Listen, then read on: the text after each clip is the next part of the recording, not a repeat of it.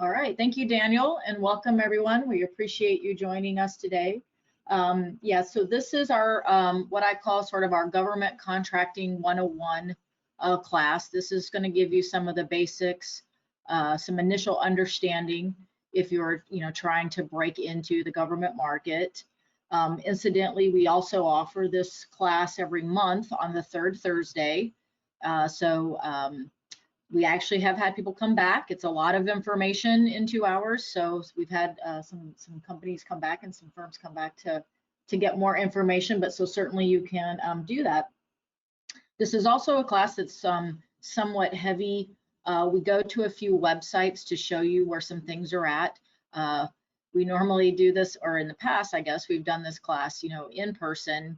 So we're gonna see if we can maneuver doing this virtually. And certainly if you have questions along the way, Daniel's going to watch the chat. So if we are on a slide and you need us to stop and give some more information or clarify anything, certainly let us know. So with that, I'm going to try to get this to move for me. There we go. All right, so the name of our program is Winning Federal Contracts for Your Small Business. We've sort of broken this into what we like to call 4 steps to entering the marketplace. So again, a lot of information that we've kind of tried to define within 4 steps to kind of help you think about what do I do first, what do I do next, and so on. So we're going to start with, again, we're going to start, let's see if I can, well, let me introduce, so here's our information. My information, if you need to contact me in the future or you want any additional information, there's my contact information. Daniel already mentioned himself, there's his contact information as well. So you can certainly reach out to us if you have more questions. This is the slide I was looking for. So again, here's the 4 steps or how we're going to kind of break this information down. We're going to start off talking about, so what exactly makes you a small business and how do you know and how do you define yourself as a small business in terms of federal contracting. So you will learn if you do local government work or state government work. Everyone does it a little bit differently. So everything we'll talk about today will be, sort of how do we look at this at the federal level with federal buying agencies. So again, we're going to talk about North American Industry Classification Codes or NAICS codes. And again, how do you define your small business based on those industry codes? Once you know if you're a small business, then we're going to get into, well, does the federal government even buy what I sell? So based on my industry and my product or my service, we're going to look at a little bit about what is the process or the procedure for how government actually purchases from you. And then we're going to talk a little bit about, understanding if it's even right for you. There are a lot of different things that you have to do in terms of registrations in order to just do business with the government. So we're going to talk a little bit about registering yourself, understanding what some of the different small business certification and categories are to see if you qualify under those small business categories.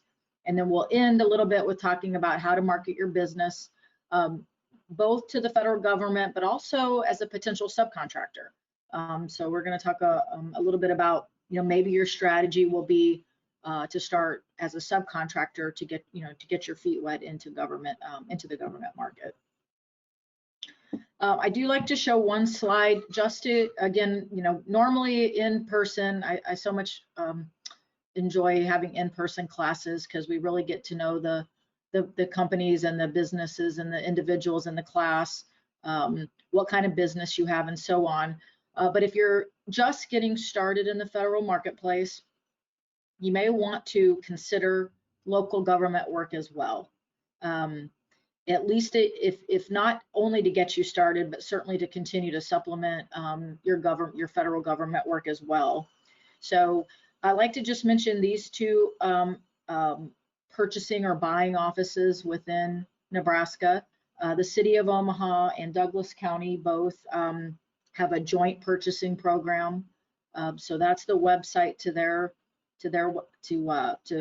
not only look at what they have opportunities coming up, but also to get yourself as a registered vendor. So similar to federal marketplace that I'm going to mention in a little bit about getting yourself registered to do business. A lot of local governments require you to be a registered vendor as well.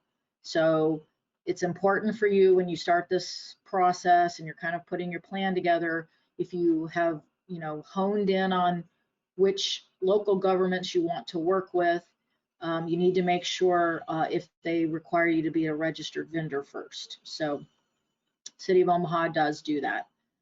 State of Nebraska purchasing as well. We like to show their site. Most of these local governments, you know, do put their opportunities, their contracting opportunities on their websites, so you'd be able to check those out as well. So again, just to make a point that you may want to definitely, especially as you're trying to build what we call past performance and some experience, starting with local government work might be your best initial route.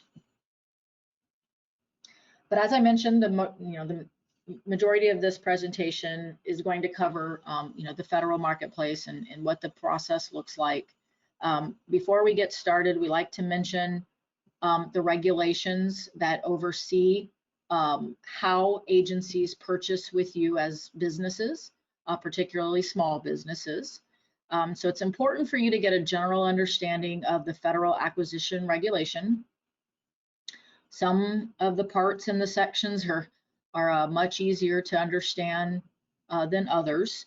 But for the most part, it's pretty user-friendly. And these are the sections that we think are probably the most important in terms of this presentation. So we're going to reference these sections somewhat throughout, but it is important for you to get a basic understanding. If you're going to do work with the federal government, there are laws, policies, and regulations that oversee what that looks like. So it's important for you to at least get a basic understanding. The first one, Part 19, is probably, in terms of this presentation, is probably the most important one. It's how agencies purchase with small businesses. So as a small business, there's certain rules that go along with doing business with small businesses. So I think Part 19 is probably the most important section to understand. Within Part 19, it talks about doing business with the various socioeconomic categories that are recognized by the federal government. There are 5 of those. We are going to talk about those throughout as well. Parts 13 through 17 are really about contracting methods and contract types. So depending on the type of contract, whether it's contract by negotiation, sealed bids, so, simplified acquisition, there are various, depending on the type of work, and even the dollar threshold has different sets of procedures. So it's just, again, good to get a general understanding of how that process works, particularly before you really get heavy into federal contracting. Parts 30 through 31 are cost principles. That's pretty much your cost accounting standards. How does the government estimate? How do they come up with their costing, and how you should come up with your costing based on the way that the federal government puts out proposals, so that you kind of understand what that looks like when you see solicitations. And then I think it's good to get a general understanding of some of the clauses. So Part 52, which is kind of the back end of the FAR, has all the various clauses. Certainly you don't need to read all of those, but it's a good as you start to put in proposals and bid on work and win contracts. Those contracts will include various clauses. And it's important to understand those clauses, because as soon as you sign that contract, you have to adhere to the clauses of that contract. And your contract may be 300 pages, and pages 298 through 300 are your clauses, and it's sort of easy to maybe get tired, quite honestly, before you get to the end. And so but I want to emphasize that it is very important to read your clauses. You don't want to run into issues that you've signed to say you're going to do something throughout that contract that was part of a clause that you just didn't see or didn't read. We've seen that over and over. So important to understand your clauses and your contracts as well. Okay, so just to give you an idea of the size of the market, the federal market, as you can probably imagine, is a large market. They are the largest purchaser of goods and services of any organization in the world, frankly, and it's also a fairly steady market. Even during times of pandemics and times of economic uncertainty, you know, the government always needs to purchase certain goods and services, so it is a pretty steady market. What I did here was just to give you a general idea of sort of what are like the top 10 agencies who have the largest contracting budgets. Of course, Department of Defense being the largest purchaser of goods and services, which is important to understand that as you do your market research. We're going to talk a little bit about market research at the end, but I would say the bad news is it's a huge market and hard to understand, but the good news is it's also a huge market. So there's a lot of opportunity, but you really need to have a plan going forward when you start to review and understand all of the agencies that are out there. You could just spend a lot of time spinning your wheels, trying to find agencies that might buy what you sell. So you really have to have a good plan, put a good marketing plan together of which agencies that you want to focus on. The column on the right is just to give you an idea of those contracting dollars, what percentage of those dollars go to small businesses. So you can see they're pretty large numbers. So whether you're new to government, federal government market or not, I think it's just important to put it out there that agencies really are trying hard to work with small businesses. They do work with small businesses. So they're very active in that, and quite frankly, they are mandated by Congress to do so. So there are opportunities out there. Again, you know, once you sort of understand the process and hone in on it, there are lots of opportunities for small business with these agencies. Okay, so that's just a precursor, just to kind of get the ball rolling. So we're going to start into step one, and we're going to talk a little bit about NAICS code. So the first thing that you need to do is understand how does the federal government classify the type of work that you do. They do that through North American Industry Classification System codes, which you will learn if you do work with the federal government. We like to turn acronyms into names, so we call it NAICS codes for short. So it's very important for you to understand what you do, and if you are a business who does one main thing, that's great. You'll probably only have one primary NAICS code if you have one niche market, but you may be a business that has 3 or 4 or 5 NAICS codes that describe what your business does. So it's important for you to first understand what are those codes, and really for 2 primary reasons. One, to understand what your size is. So every single NAICS code has a corresponding size standard. So you will need to know, am I a small business or am I a large business based on that industry code? And the second important reason is that is the identifier, if you will, or the code that is used to classify every single contract that comes out for bid. So we're going to take a look at a couple of solicitations here in a little bit. But you will see that every contract opportunity that's put out for bid has a NAICS code assigned to it. So you will need to know, obviously, based on what I said in number 1, which is, am I a small business, based on the NAICS code that's been applied to that contract. So again, you will have a primary code, which is your, you know, sort of your primary industry that you do work in, or the source of your greatest amount of revenues. And then those other codes would be your secondary codes. But you can bid on any code that applies to your industry. So this is going to be my first website I go to. So let me pull this up real quick. So I just want to show you real quick what that looks like if you've never seen this before. So you can certainly work with a PTAC counselor. This is a big important part of your strategy, is understanding which NAICS code should I use. And more importantly as well, not only what NAICS codes apply to my business, but what NAICS codes is the government purchasing under.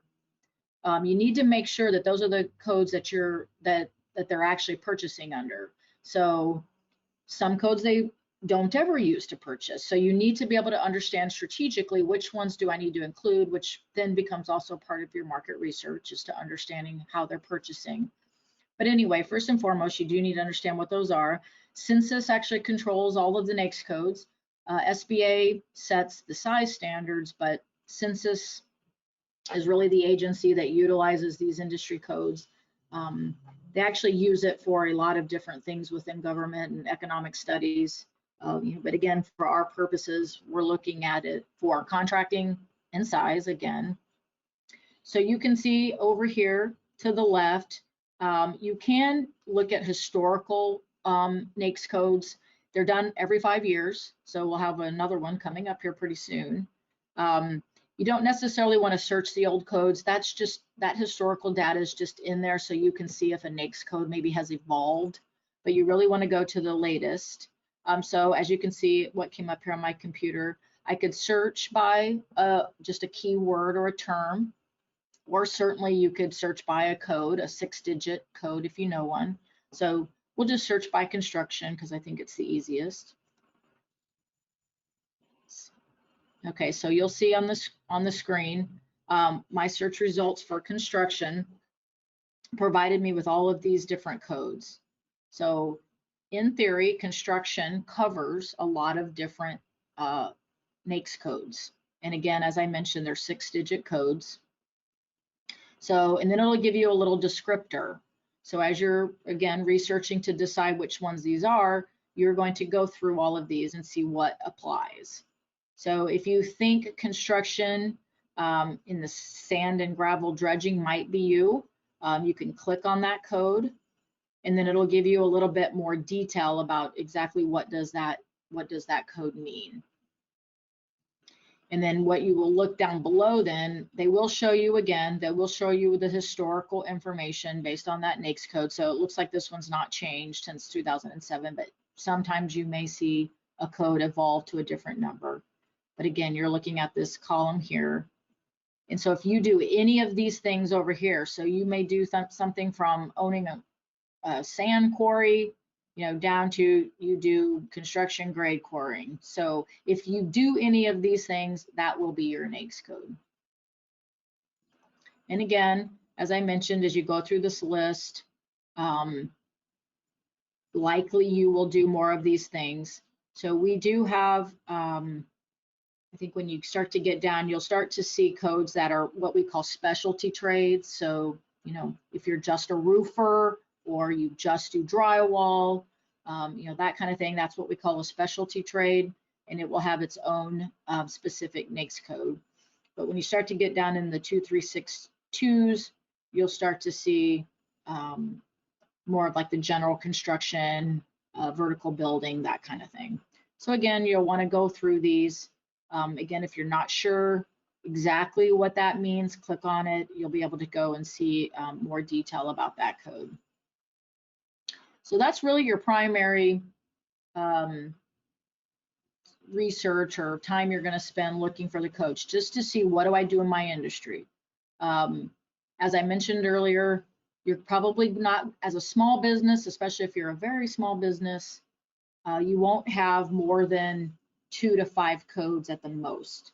And I think that's a very important decision to make. If you truly do 10 or 20 different things, that's fine. You want to include codes for everything your business does, obviously. But as a small business, you really want to hone in on the most important things, particularly the things you're going to do for the federal government.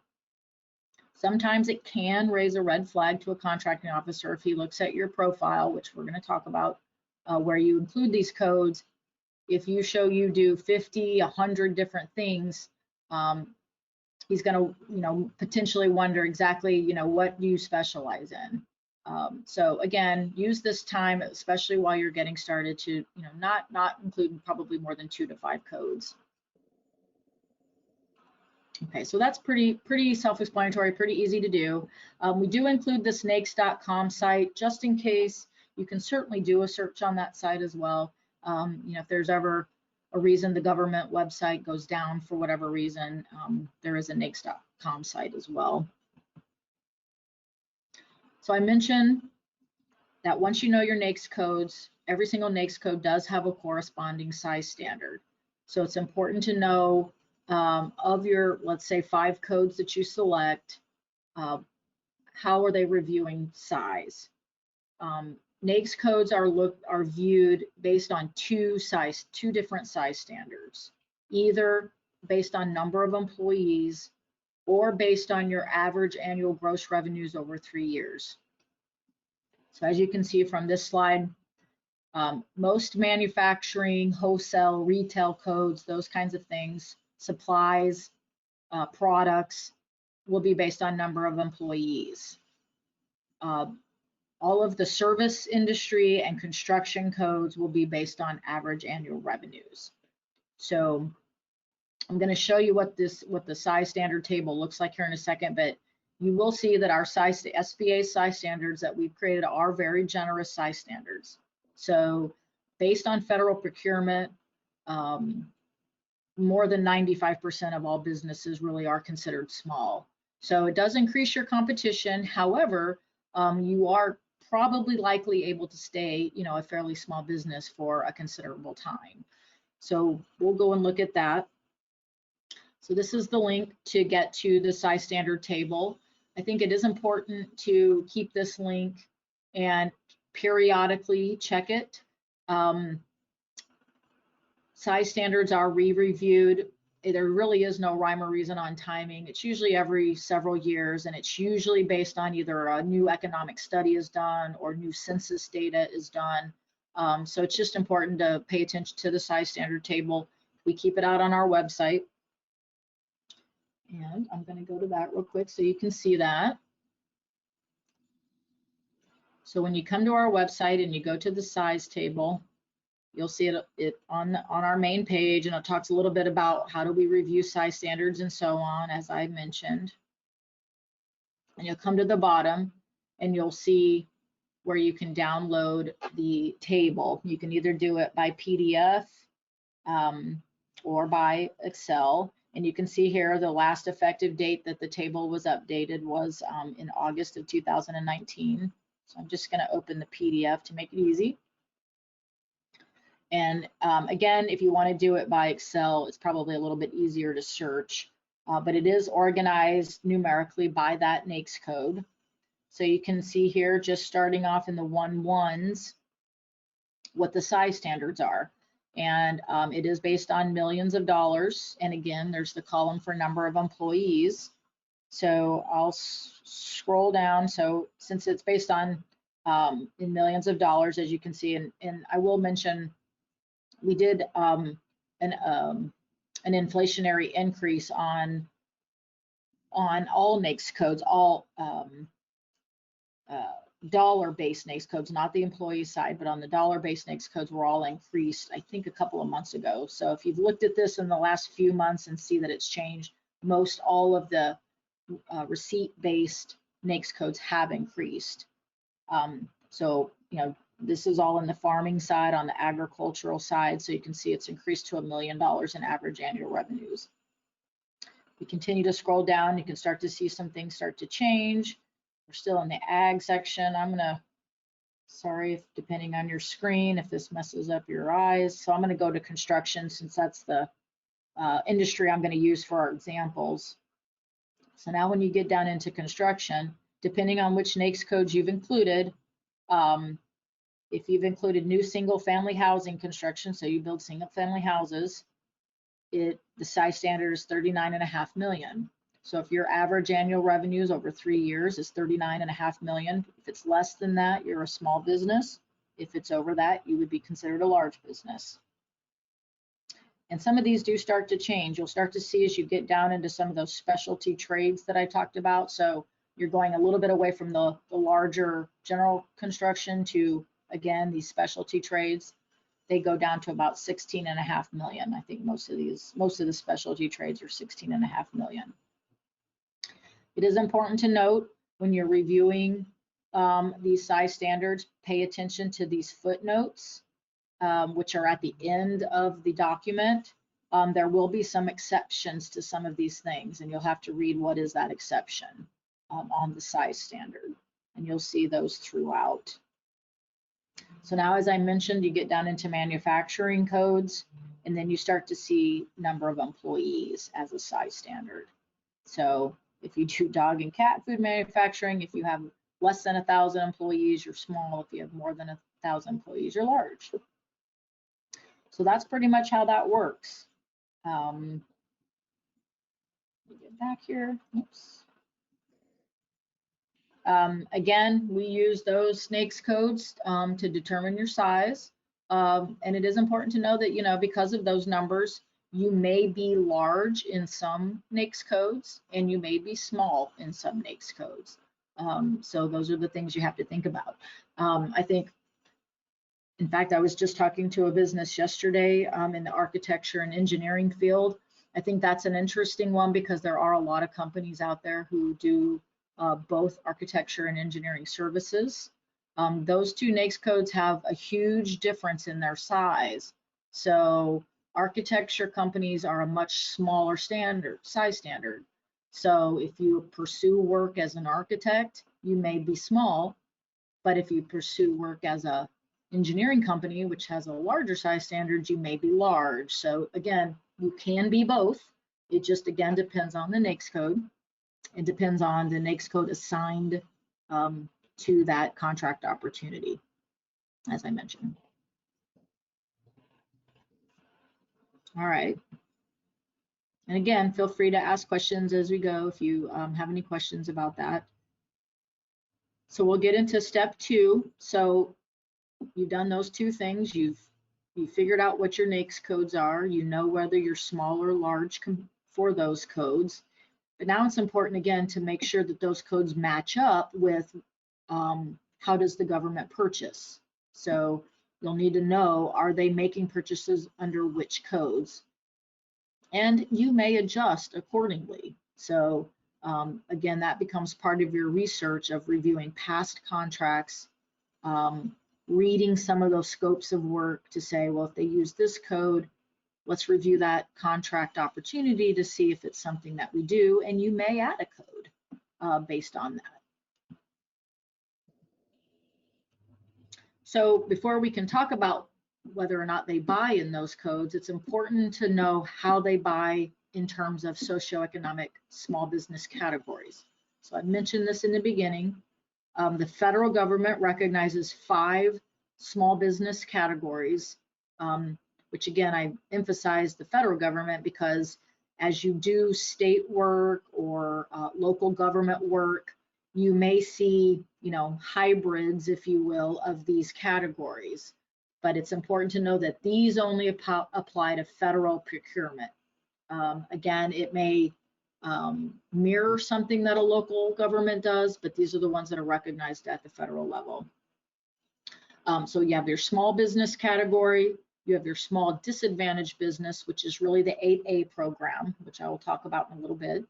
Woman-owned small businesses, hub-zone small businesses, and service-disabled veteran-owned small businesses. Those are the 5 categories that you will see small business set-asides. And we'll talk a little bit about set-asides in a second.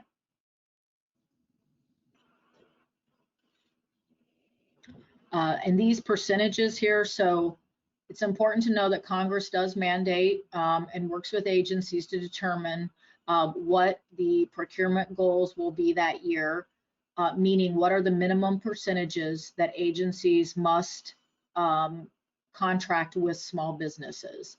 So they work with SBA to help set these minimums. And I will emphasize these are minimums. You will notice that a lot of agencies will actually go higher than these percentages, but a minimum of 23% of all contract dollars are to go to small businesses, 5% to SDBs, 5% to WOSBs, and so on. So I think that's important to know. You need to know that a certain percentage of those contracts are to go to these categories. So in developing your strategy, it is important to understand that so that you know which categories you are eligible for. And we are gonna, when we get to the next step, we're gonna talk about a quick definition of what each of these are. But you may be eligible and classify under more than one. And again, that just provides you some leverage with the agencies because they need to award contracts each year in these categories. And this slide shows you how we've done. So last year, we did a fairly good job of meeting all of our goals. I think the year prior, you would have seen more yellow lines on this screen if you'd have come to my class last year. So we're doing agencies, government-wide are doing a better job of making sure they're meeting those percentages that they report to Congress. The HUBZone program is probably the one program that we sort of as a government as a whole, we tend to do not achieve that goal. So what does that mean? Well, that means agencies, individual agencies aren't meeting their HUBZone goal. So they're always looking for good HUBZone firms that can get the work done. So obviously you must have experience and you must be able to perform the work. But if they can meet this category of awarding it to a HUBZone firm, the better. So, and again, we're going to talk a little bit about each of these categories in a second, but you can see how we've done. This is a graph that we pull. SBA does a scorecard, if you will, and that scorecard gets sent to Congress. And this is government-wide, but we actually do this by agency as well. So you can pull those report cards by agency also. But you can see how we did. It looks like in almost every category, even in HUBZone, we didn't meet the goal, but we did better in 2019 than what we did in 2018. So I think if you looked at this on a graph, we are slowly and continually doing better as a government to make sure we're awarding to small businesses. I like to brag about Nebraska. We do really well in Nebraska. I haven't been able to get fully 2019 dollars, so this is the year prior, but I'm sure it's going to be very similar in 2019. And I will say stats do lag a little bit in government, so it takes a little bit of time to pull the data. But based on those national goals, as you can see in Nebraska, businesses in Nebraska do very well in contracting. We far exceed those goals every year. And it's been like that since I've been doing this for 10 years or been in government for 10 years. So businesses in Nebraska do very well. I attribute a lot of that to working with PTACs. If you're from Nebraska, congratulations. You're going to work with probably one of the best PTACs in the country, I feel. And I'm not just saying that. I've worked with several PTACs. So, and I attribute a lot of this success to them working with their clients across the state. But certainly if you're on the call, you've never heard of a PTAC and you're from another state, I do suggest and advise that you reach out to your PTAC. Daniel will talk a little bit more at the end about what they do. But I definitely think you should be building a relationship with your procurement technical assistance center in your state. Every state has one. Ours happens to be run by the university, or partly by the university system, but find out where they're at and definitely get to know who they are. Become good friends with your counselor. They will help you through this entire process. Okay, so talking about those categories, I want to talk a little bit about how we purchase within those categories. I think it's important to talk about program parity. It's, I guess, not such a new concept now. When the Small Business Act was renewed in, I believe, 2010, it created what they call small business program parity. And it's just good to get a general understanding of that so that you understand how the agencies put together their acquisition strategies. And those acquisition strategies are very complicated. Obviously, there's a lot of work that goes into those each year. But to give you a general idea based on small businesses, there was a time when agencies looked at their acquisition strategies, there was an actual hierarchy on how those agencies purchased.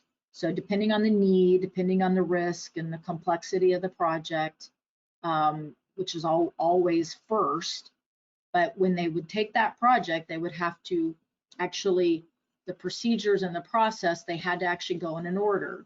It actually always started with the hub zone, so they had to say, are there any hub zone firms that we think can do this work? And they would have to go through that.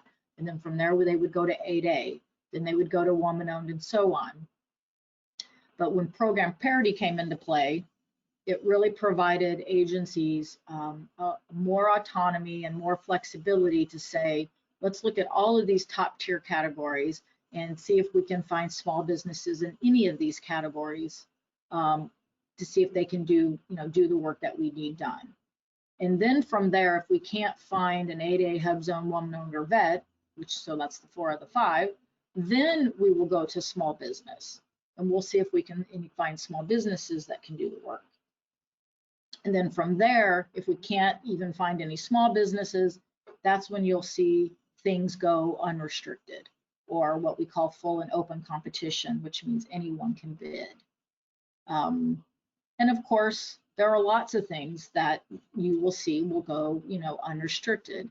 And again, it has a lot to do with the size of the project, the complexity of the project, and so on. So the over $250,000 point that's what we call simplified acquisition. I'm going to talk about that in a second. Anything under $250,000 is considered simplified acquisition. And that is supposed to go to small business. So this is presumed with that simplified acquisition in place. So what are we talking about with that? What we're talking about there is what we call set-asides. So I mentioned earlier, contracting division will put out a contract for bid, and they will determine whether or not they're going to set that aside for one of those small business categories. And then if they do, again, set that aside for, let's just say, a woman-owned small business category, it will have that assigned to NAICS code. So when you look at that opportunity, you'll have to meet at that point 2 criteria. Am I a woman-owned small business? And am I a small business, for the NAICS code assigned to that contract? So as small businesses, that's really what you're looking for. When you become a larger small business, is very active and built lots of past performance in federal contracting, absolutely you'll probably be able to bid on unrestricted things and really be able to compete against the larger companies. But while you're growing your business, while you're fairly small, you're going to really be looking for the set-asides. So, and what is a set-aside? Again, it is just the setting aside of an acquisition for only members of that socioeconomic category to compete. So the more of those categories that you're eligible for, the more you're just really narrowing your competition. So those are the types of things you're going to be looking for, are those small business set-asides, service disabled vet set-asides, and so on. So once you're looking at set-asides, it is important, again, as I mentioned earlier with some of the contracting types, how the government buys can be based on or is based on, what some of those dollar thresholds are. So these are kind of just the basics of what I wanted to be able to show of what are the most important thresholds that you need to understand. So I kind of actually will start at the bottom and work up. As I mentioned earlier, simplified acquisition is $250,000. So if it is over $250,000, they can look at going unrestricted. Well, we don't want them to go unrestricted. Obviously, we would like for them to go small business, even over simplified acquisition. So that's when the rule of 2 comes into play, or that's sort of a internal government speak, if you will, the rule of 2, where we're looking for, or agencies are looking for at least 2 small businesses that they think can compete for that work, and then they will set that aside in that category above that simplified acquisition threshold, which incidentally did just increase recently to 250,000 from 100,000, excuse me, 150,000. So if they can find at least 2 small businesses that they think can viably compete, can provide a reasonable expectation of a reasonable and proposal, then they will set that aside. So that requires marketing making sure agencies know where to find you and know who you are so that they can, again, find at least 2 that they can set it aside for. And we'll talk a little bit about how you put yourself out there and market yourself in a little bit. But again, as I mentioned, under 250,000 or under simplified acquisition is automatically set aside for small business. So it's at least going to be small business. And again, it may be another category. So that's just an important dollar threshold to understand. $25,000 is an important threshold number because Congress has mandated that anything over 25,000 contract value does need to be put in a public place, and for all to be able to see. And we just switched recently from the fbo.gov site that some of you may be aware of. It's now been moved to beta.sam.gov. So that's where the public notice portal is that all agencies have agreed to. Now, being that said, some agencies will post opportunities on their local small business pages of their sites as well. But again, it's required by law that they put it in sort of one catch-all portal, and that's the beta.sam site. And we will go to that site in a little bit. $10,000 is an important number because that's considered micro purchase threshold. That's important because if you sell a widget for $8,000 per widget, it's important that you are able to take credit cards. All agencies and all purchasing departments of those agencies have purchase card holders. And if they're buying from you under micro purchase threshold, they're going to use a credit card. So again, it's important to understand what business you're in and if you need to be able to take credit cards. At that point, they're just getting quotes. So they do not necessarily have to post it to a public place. So it's just important for those agencies to know who you are and that you can sell them, their $8,000 widget, and then they can get several quotes and then purchase from you on credit card. So those are the general important thresholds. There's a lot more to this, but for this introductory class, I think those are the most important thresholds for you to understand.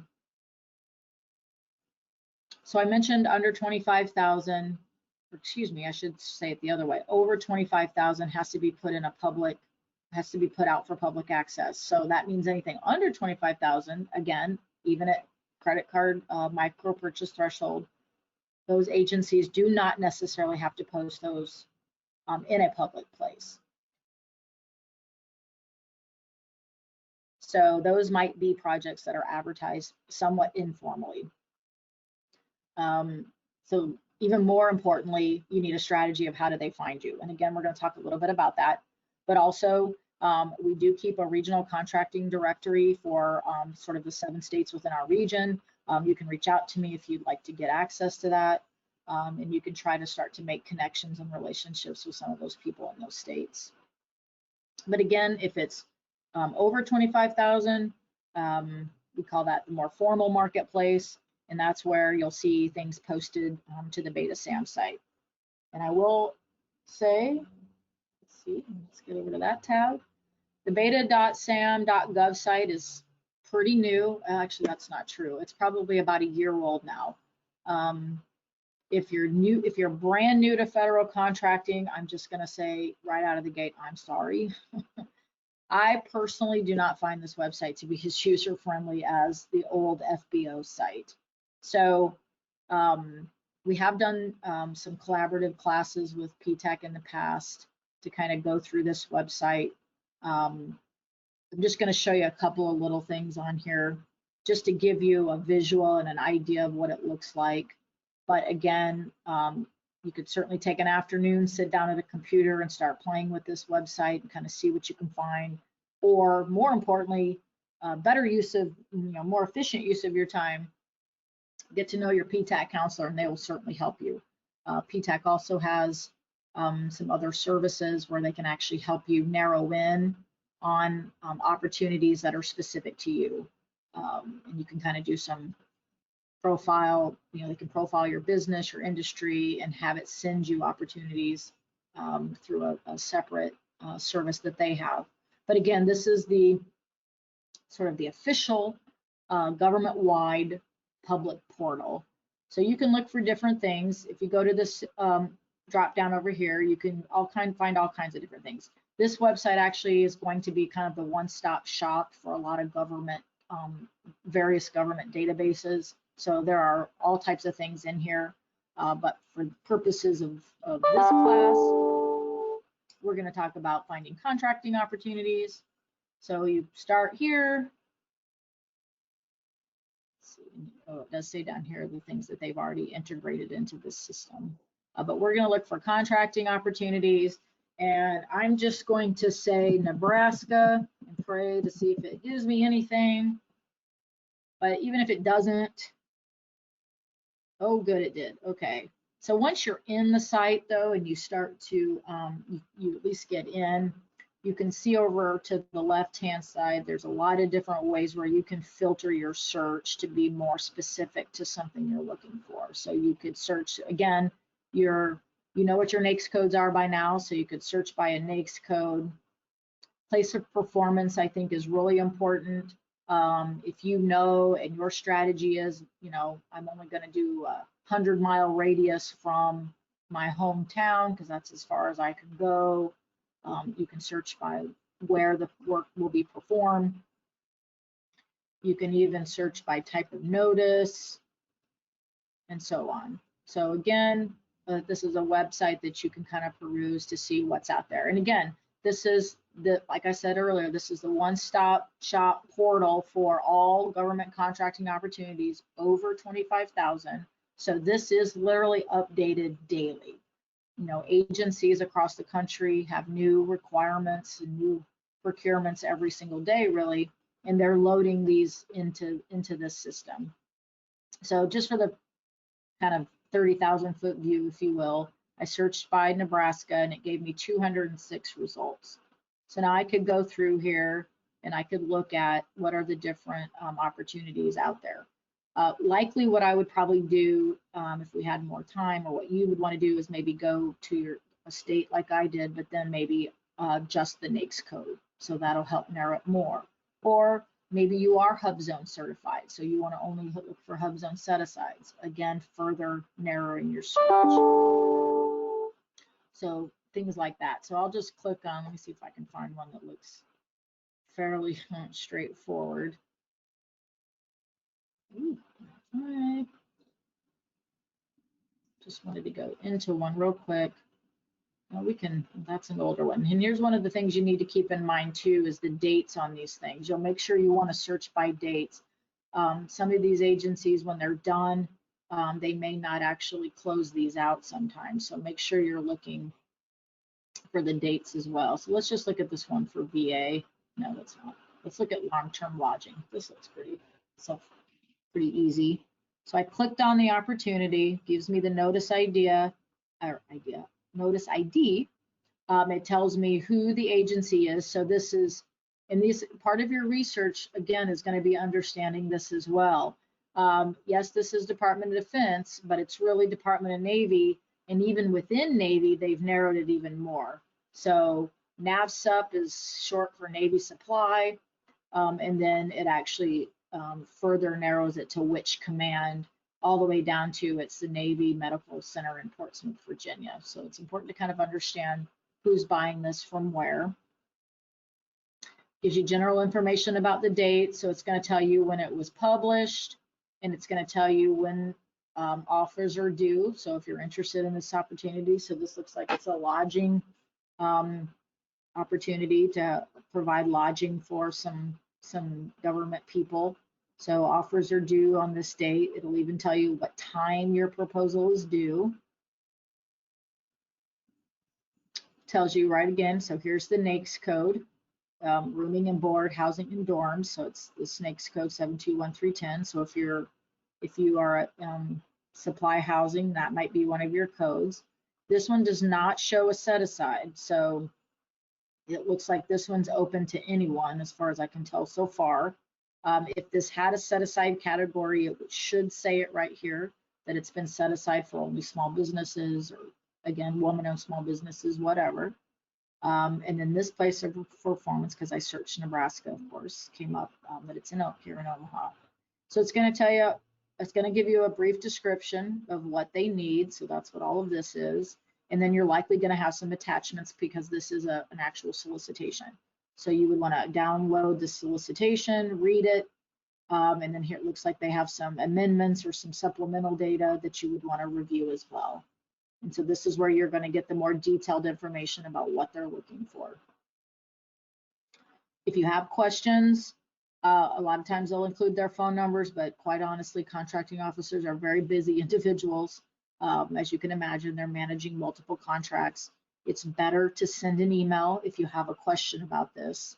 What I will tell you though is particularly with Department of Defense, but most of the agencies, if you send them an email with a question, depending on the question, if it's specific to the scope of work, you likely will not receive a response, or you'll receive a response that your question will go into the overall Q&A. And so in order to not provide bias, they will collect the questions usually, and they'll put out an amendment with the Q&A answered for all of the public to be able to see. So that's important to know. But I think this is a good one as well because to make the point that the contracting office, again, so I searched again Nebraska, which gave me that this has to be supplied in Omaha, Nebraska. So they're going to need this housing here in Omaha, but the contracting office is actually out of Virginia. So I think that's important to pay attention to as well when you're looking at opportunities.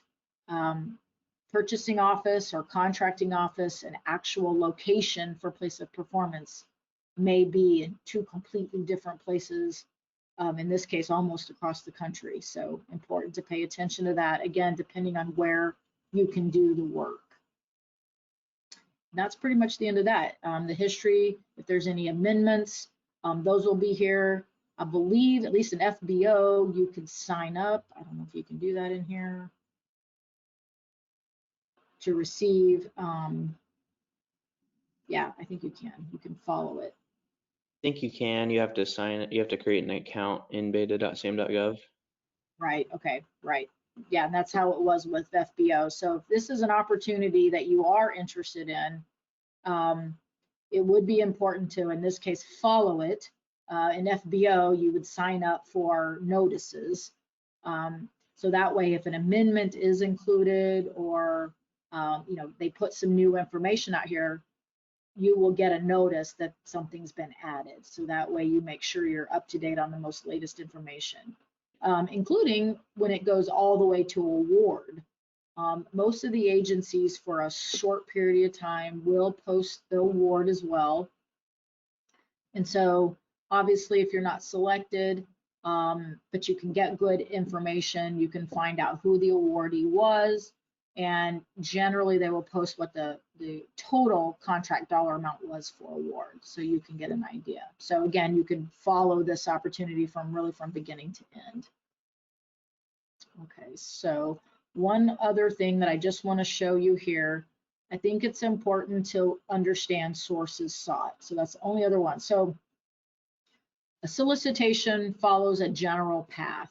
It's going to sometimes, not always, not every agency does it, but some agencies will put out a sources sought, which is literally they are seeking sources in order to set aside this opportunity. So this goes back to that rule of two I mentioned earlier. When an agency is not sure which direction they want to go, they will put out a sources sought, which gives you that opportunity to provide feedback. You can submit whatever information they're looking for. Usually it's a 1 or 2 page summary about your company. Can you generally do this work? You know, what categories do you fill? Are you woman owned? Are you veteran? And so on. And they will collect all of those and they will work through that to help them determine whether or not they're going to set it aside. So I think sources sought from a marketing standpoint are very important for you to look at and review so that you can get yourself out in front of the agencies and hopefully, you know, steer them to help get it set aside in a particular category. And that's exactly what they'll do. So when you're looking over here, you'll be able to see, is it in pre-solicitation, which means it went from sources sought to pre-solicitation. Pre-solicitation just means we've selected a category. We're going to put some more general information for you to review, and we're going to make you aware that the solicitation itself will be coming out at some future date, and usually they'll give you a time frame. So again, if it's something that you're interested in based on a general summary or based on submitting a sources sought, you can follow that opportunity, to when they actually put it out for solicitation. And then when it is actually go to solicitation, that's when you'll see those documents attached that you have to submit your bid for. Here's an award notice. So same thing, this is one that maybe you followed, and then you could look to see who it was awarded to, and it says here who it was awarded to, and so on. I just want to go look at a quick sources sought. Let's see if I can find one. Oh, here we go. Here's a sources sought. This one's probably not a good one because this is VA. I'll talk a little bit about VA. VA is a little bit of a specialty agency, if you will. They do have a separate policy and a separate complete regulation called, basically they coined it vets first or veterans first, which means they do actually have a hierarchy. They are to go to veterans first before they look at other categories. So they're a little bit of a nuanced program, but it can still give you a general idea of what they're looking for. And they will tell you in here, here's again a general description, and then we want you to submit this basic information about your business to us so that we can determine how we want to set this aside. So that's generally what you're going to do. So I think sources sought, again, are a very good time. If you can find something that fits your business, you should submit to a sources sought. And quite frankly, it'll seem counterintuitive, but if you have a competitor even who is a small business, or better, a competitor who is also a veteran, you may want to have them submit on the sources sought. And again, the reason you want to do that is, yes, you've now made your competition aware of this opportunity, but if you both know that you can feasibly do this work, and you've had two veterans who have now submitted for a sources sought, you're going to help, again, steer this to have it set aside for veterans only. So sometimes it does make sense to actually make your competition aware of these opportunities, because even though you've made your competitor aware, but it's much better than having this go full and open, worst case scenario, full and open competition, and now you're bidding against all of the giant companies out there. So if you can, again, find a competitor, a friend or a foe to help get this sources sought and help get it set aside, then sometimes it does make sense to actually do that. Okay, so I think enough about Beta. So again, Beta SAM, you do some different searches and different things and see what's out there. All right, so from there,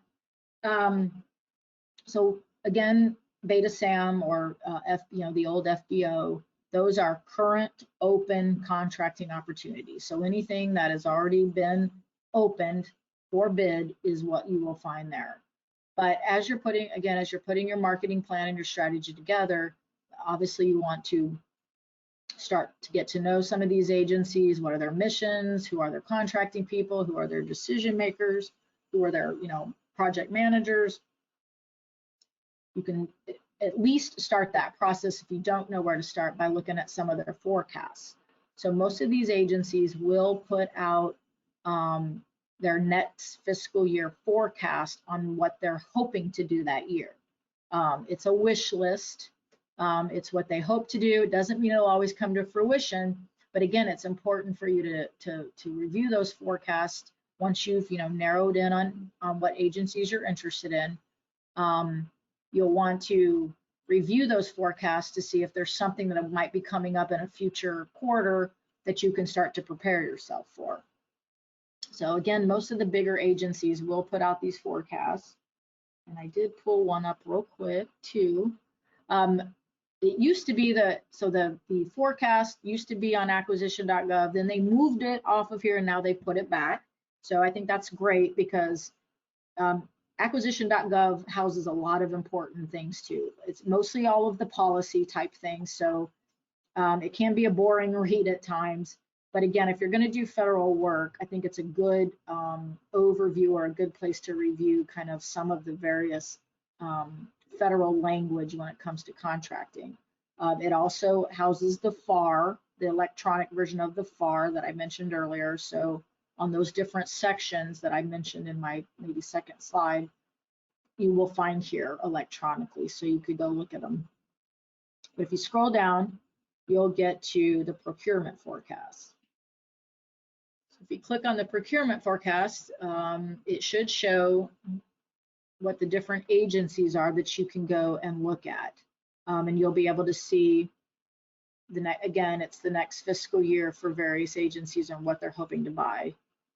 And of course, I apologize, it looks like it's running a little slow. I think I have one that I wanted to pull up real quick anyway.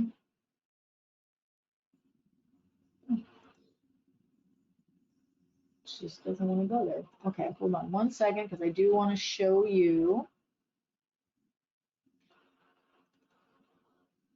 I'll show you one of the more user-friendly ones. As some of them are a little harder to maneuver through than others, but I do like the USDA's. They do a great job, and if you're in the Midwest anyway, that's great because USDA is very active in the Midwest. I do like their forecast. So they have changed it a little bit. It used to be one giant spreadsheet with all of their sub-agencies. They've now switched it to narrow in by sub-agency. So you may or may not, know which of the sub-agencies you want to work with. But I'll just click on the first one, and it'll be a spreadsheet. Hopefully we will pull up here fairly quickly. Screen. Oops, I apologize if that messes up your eyes. Let's put that up. Okay, so this is for, I think it was the Agricultural Marketing Service. So you can see that they have a spreadsheet, and what I really like about them as well is they will also provide you with a contact person. So they organize it by NAICS code. So of course, USDA buys a lot of different things, but obviously a lot of it is commodities. So, these are probably not good examples for most of you on the call, but in case you do happen to process wheat flour and you want to sell wheat flour, but again, it might be construction services, it may be janitorial services, it may be anything, but it's going to be laid out the same way. But just to give you an idea. So here's the NAICS code, here's what they're looking for. Excuse me. This is the source that they hope to use. So they'll tell you whether it's a veteran, whether it's 8A, service disabled, and so on. It'll also show you the type. And by the way, if you go back to that main page where we are, there is a matrix that does define each of these. So you would be able to see, exactly what they are. What the size means is the size of the contract. So A is like the smaller dollar amount, and again, you'd have to look at what that matrix shows all the way up to, I think, G or H, which is the higher dollar threshold. So you'd be able to see what is the range of dollars that they plan to spend to buy, this particular product. Where is it? In this case, it happens to be nationwide. It also shows what quarter they hope to purchase it. What they're saying here is we buy this year round, so it's all quarters, 1, 2, 3, and 4. But if it was, construction of a animal feed building maybe, and they want a procurement in quarter 2 or 3, then you would be able to know that ahead of time. Again, this is purchasing commodities, so it's going to show that it's nationwide, but it may show, where is that building being built, for example, which sub-agency under USDA, and then here's the contracting officer. So there's no reason why you couldn't email Andrea and ask her for more information and see what you can get from her about that particular opportunity. Or maybe when do they, plan to post the solicitation and so on. So again, it gives you an idea of, primarily size of contract, who they hope to set it aside for, and again, what quarter do they plan to put that out for bid.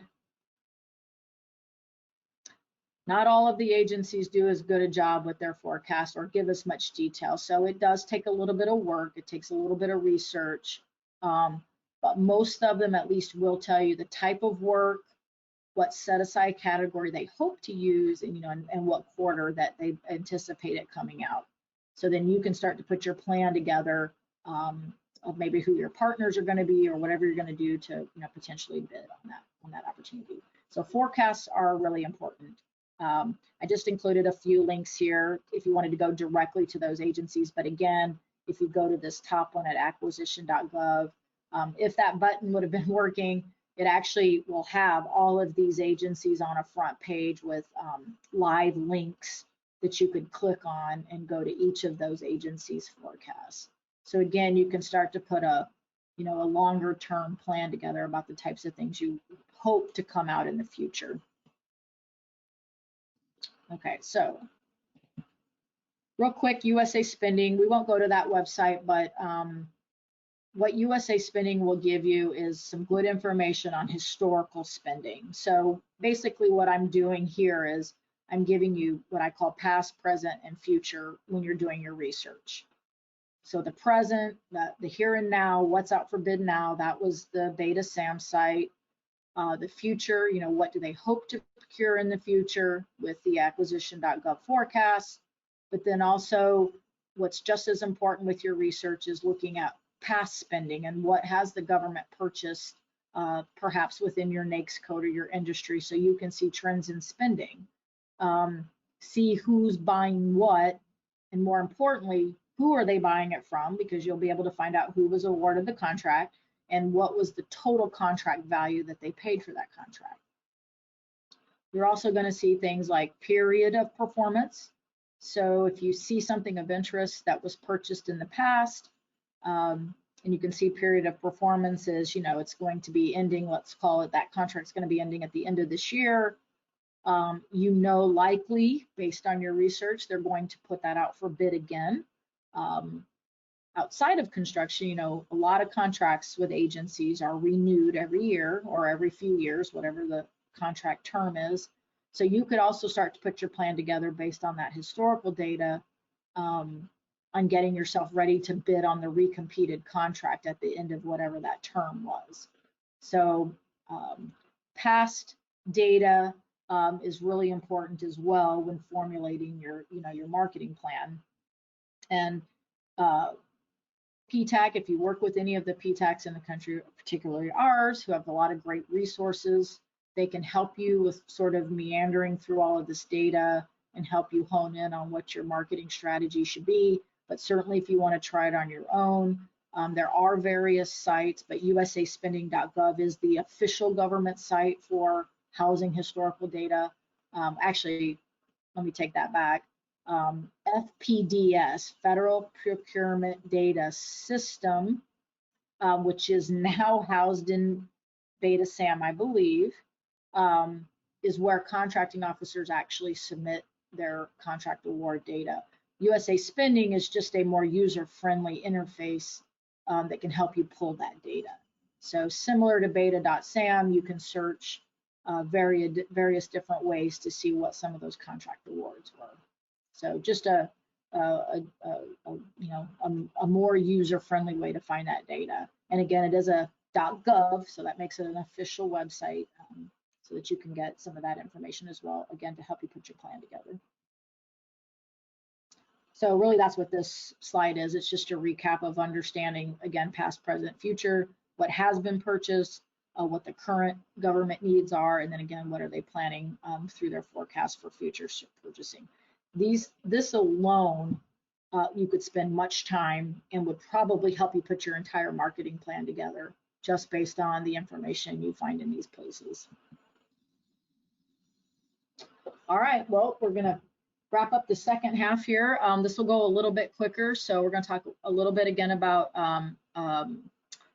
what you do need to do to actually get registered. So, you've searched Beta SAM, you know what your NAICS codes are, but now you need to get yourself registered as a vendor to do work with the federal government. and get yourself registered in the various systems. And then again, we mentioned the 5 categories that I've talked about throughout. We're going to talk a little bit about those and deciding whether or not you need to get a certification, or maybe it's a self-certification and so on. So you need to get yourself prepared on which types of small business categories you fit. And then we'll wrap up a little bit with sort of marketing yourself to agencies. So the first thing you need to do when you are going to register yourself to do business with the government is you need to get a DUNS number. Now this will be changing in the future. PTAC probably has more up-to-date information maybe than I do. And let me just segue it for a second. If you do become if you're not already a client of the PTAC, which their services are free, and you want to become a client of them, you'll want to obviously sign up for their newsletter. They're really great about sending out the newest, greatest, latest information that comes out in their newsletter as well. So I'm assuming if you're signed up for their newsletter, you will find out right away when this changes. And I'm not up to speed on when the latest change will come, but if you are a small business, you already have a DUNS number, that's fine, you're good to go. It's a 9-digit number that's kind of the identifier for your business. Those will be changing over to this universal data numbering system. I believe it's still going to be a 9-digit, and I do believe if you already have a DUNS number, it will be your future universal number. But for now, as of today, you do need to get a Dun & Bradstreet, or a DUNS number as we call it. That's the number that is unique, a unique identifier to your business, and you have to have that in order to register in the government databases as a vendor. Just to get a 9-digit DUNS number does not cost you anything, so you can get that for free. The easiest way I've heard is just to go onto the web and fill out the form, and they will assign your business a DUNS number. You will have to have your EIN or your tax ID number ready to go, and they tie it into your, to your business. So you'll have to have that. So you do need to actually have an established business with a tax ID number in order to get a DUNS number.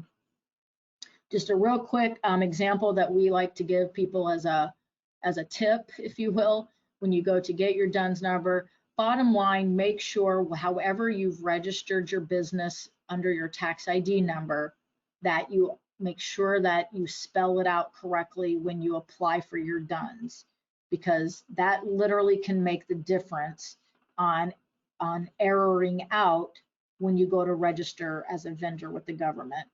So we just use this Sow and Seed Enterprises. It's not a real business, but we use it as an example.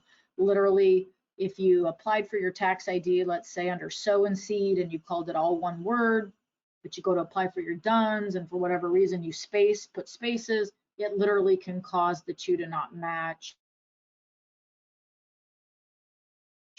and you will continue to error out, and you'll rack your brain trying to figure out why, until you finally get to the point where you go, oh, I put spaces in between, I didn't realize. So just make sure that you pay attention to that. It seems simple, but can be easily overlooked. That however you've registered your business with the state with your tax ID number, make sure it matches when you go to register for your DUNS number, because you will have to register in the sam.gov system in order to be a vendor to the government. And that's where you'll see that error out, is when you put in your tax ID number, you put in your DUNS number, when you set up your profile, that's where you could run into some issues.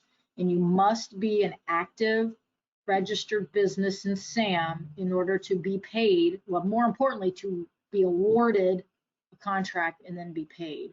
So if you bid on you put in a proposal and you bid on a contract and you're the potential awardee, the agency goes to look you up in SAM and you're inactive, or you're, whatever the error may be, they can't award you that contract. So it's very important to make sure that you have a full, thorough profile in SAM in order to get awarded the contract.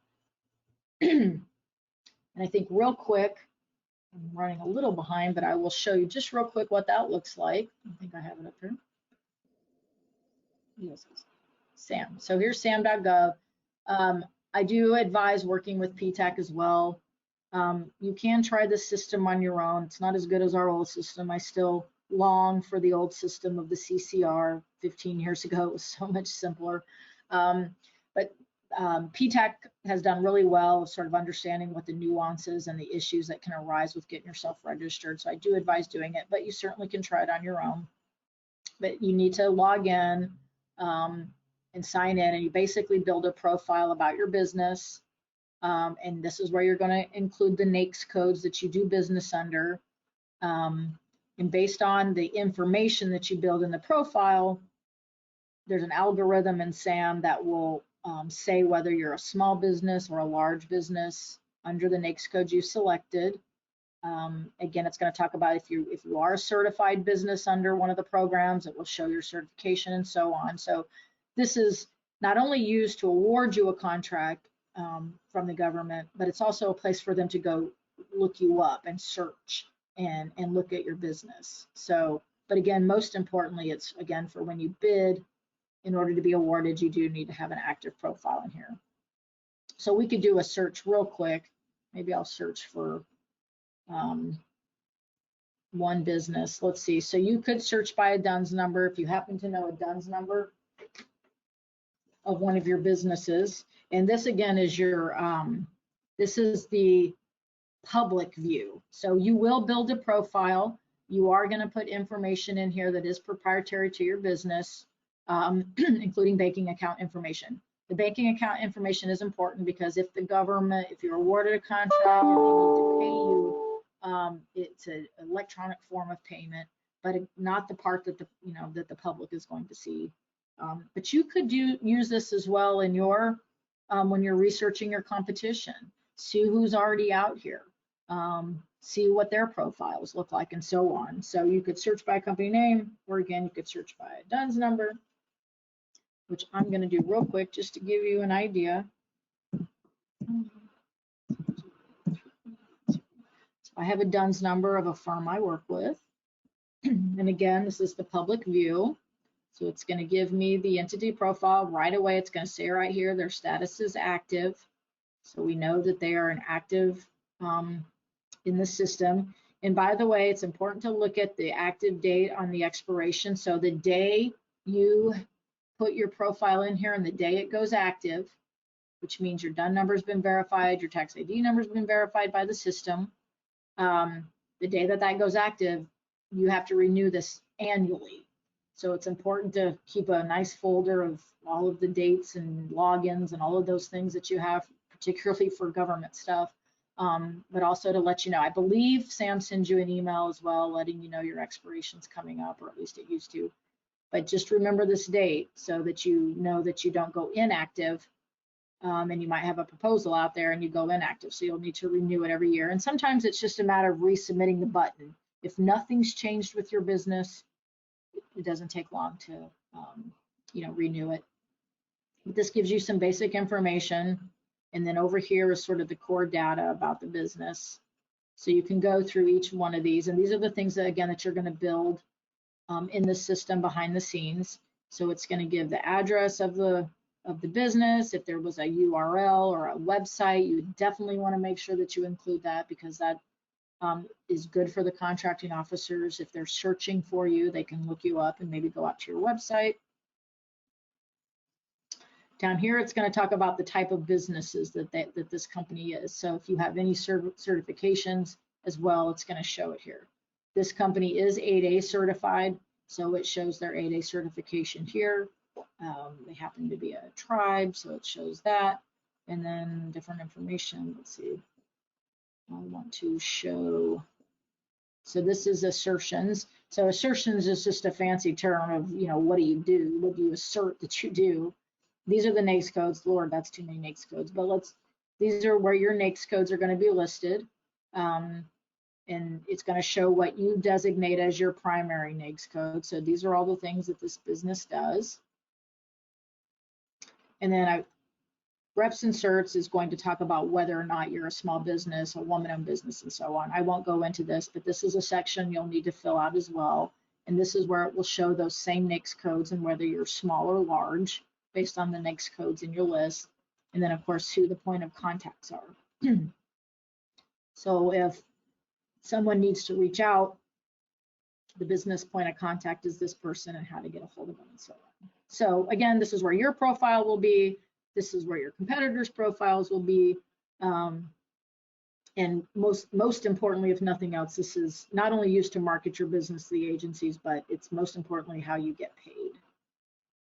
So you'll need to get into SAM first and foremost before you even bid on anything. Sometimes there is a delay in this system. So don't decide to bid today and then, oh, I got to go get my SAM done. If you know you're going to do federal work, and you already have a tax ID number, get it done and get yourself in the SAM system right away, because there could be that delay. The dynamic small business profile is really a subset of SAM. This is actually a database that's managed by SBA. It's only for small businesses. When you complete your SAM profile, you will be tagged to go and complete your dynamic small business profile. This too is a very important site, particularly for marketing yourself as a small business. So SAM is every vendor. So you're going to find, Lockheed Martin on sam.gov. But the dynamic small business search, which is this tab, is only for small businesses. So particularly if the agencies are looking to set something aside, small business or one of the small business categories, this is where they're going to really do their primary research. So you don't have to be registered in here to actually win a contract like you do in SAM, but it is very important for marketing your business to the agencies. This is really the one main place they go to try to find small businesses that could do the work. And again, same type of thing, you can search lots of different ways. Agencies can look for, businesses of different kinds. So if they want to look by businesses by a state, and again, same thing as SAM for you, you can also research your small business competition out here as well. If you want to just find certified firms, you can check these boxes. If you want to just look for certain ones, you could search by only NAICS code. So, if you do a specialty trade contractor of some kind that I mentioned earlier, you could search by just that NAICS code, and you could see who are all of the competition that I have under that NAICS code. I don't suggest doing that nationwide because it would be huge, but if you want to narrow it down to maybe Nebraska, Iowa, or some region, you could see who you're competing against in those areas. Or here you could just search by a specific profile. So you could search a specific. I'm just going to pick whatever, this one cached in my computer. I'm going to search. You want to make sure you search, the status by active. Some might be expired, but you want to search an active status. And I'm going to just search. Now this one again, actually, I changed my mind. I'm not going to do it that way. I'm actually going to search just by NAICS code. I'd rather do it more broad, just to give you an idea, because there's a couple of things I want to mention real quick. So I am going to search Nebraska. And again, just for the heck of it, I am going to search by the NAICS code. I'm going to do, since we've been using construction as our primary example, I'm going to search, that's one of the primary construction codes. I searched in Nebraska, and now I'm going to search using that criteria only. I'm going to hope that it goes.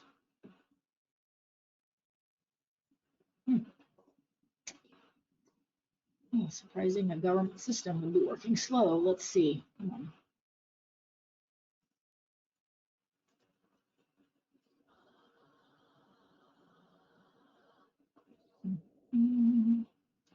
That might be too. Oh, this is why.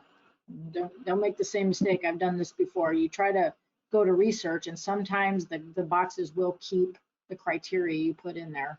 So you got to make sure you clear that out. Now maybe it'll work. Maybe.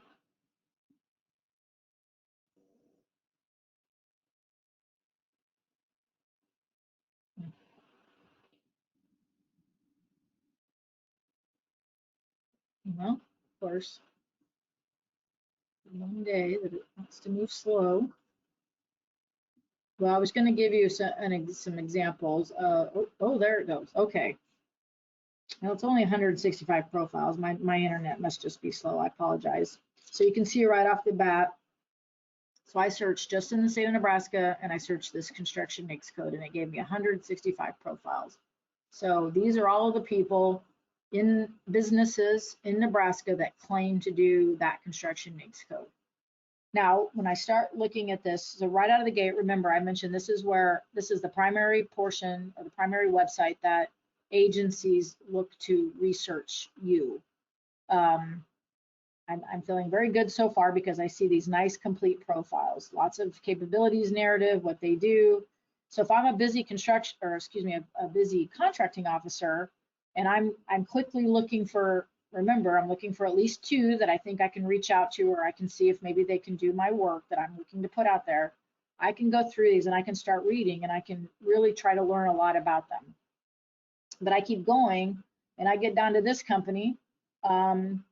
And I don't mean any ill will to any business listed here. This might be a fine company, but if I'm a busy contracting officer and I see nothing here, I may skip them because they're not telling me what they do. I do know they do construction, but I don't know what kind of construction. And as you can see, I have 165 profiles that I'm trying to work through. So I'm going to mostly go to the ones that I think are going to give me the best complete picture so that I can make a good decision. So that's my backhanded way of saying, when you go to complete this, make sure you're absolutely completing these profiles thoroughly. And again, this is something that the PTAC's really good at and can help you with making sure these are well done. So I clicked on one, so I just picked this one.